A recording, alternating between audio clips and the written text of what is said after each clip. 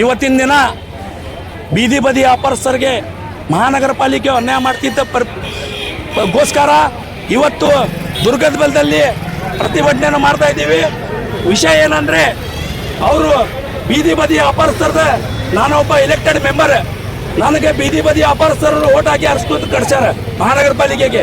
ನಾನೇ elected member, ನಾನು ಆಫೀಸರ್ಗೆ ಕೇಳ್ತಾ ಇದ್ದೀನಿ, ಸರ್ ತಾವು ಬಂದಿಲ್ಲ ಅಂಗಡಿ ಕಿತ್ತಾಕ್ ಕುಂತೀರಿ ಎಲ್ಲರ ಬೀದಿ ವ್ಯಾಪಾರಸ್ಥರಿಗೆ, ನೀವು ಯಾವುದೇ ಥರ ನಮ್ಗೆ ನೋಟಿಸ್ ಕೊಟ್ಟಿಲ್ಲ, ಏಕಾಏಕಿನೂ ಬಂದಿರಿ, ನಿಮ್ಗೆ ಅಥಾರಿಟಿ ಯಾರು ಕೊಟ್ಟರು, ನಿಮ್ಮ ಹತ್ರ ನೋಟಿಸ್ ಇದೆ ನಮ್ಗೆ ಎರ್ಸಕ್ಕೆ, ನೋಟಿಸ್ ಇದ್ರೆ ನಮ್ಗೆ ಯಾಕೆ ಕೊಡ್ರಿ ಅಂತಂದ್ವಿ.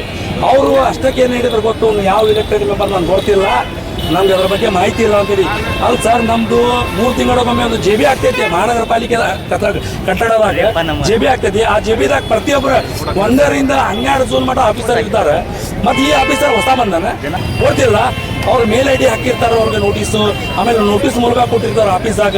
ಇಷ್ಟು ಮಂದಿ ಎಲೆಕ್ಟೆಡ್ ಮೆಂಬರ್ ಅದಾರ, ಇವ್ರಿಗೆ ಒಂದು ಜೊತೆ ಅವ್ರ ಜೊತೆ ಚರ್ಚೆ ಮಾಡಿ ಅಲ್ಲಿ ಏನು ವ್ಯಾಪಾರಸ್ಥರಿಗೆ ಏನು ತೊಂದರೆ ಆಗ್ತಾ ಇದೆ ಅಂತೇಳಿ ಅದು ಸಾಲ್ವ್ ಮಾಡೋಕೆ ಕಮಿಟಿ ಐತಿ. ಈ ಕಮಿಟಿಯನ್ನು ಕೈದೆಯನ್ನು ಗಾಳಿಗೆ ತೂರಿ ಕೆಲಸ ಮಾಡ್ತಂದ್ರೆ ಎಂಥ ಆಫೀಸರ್ ಇವರು.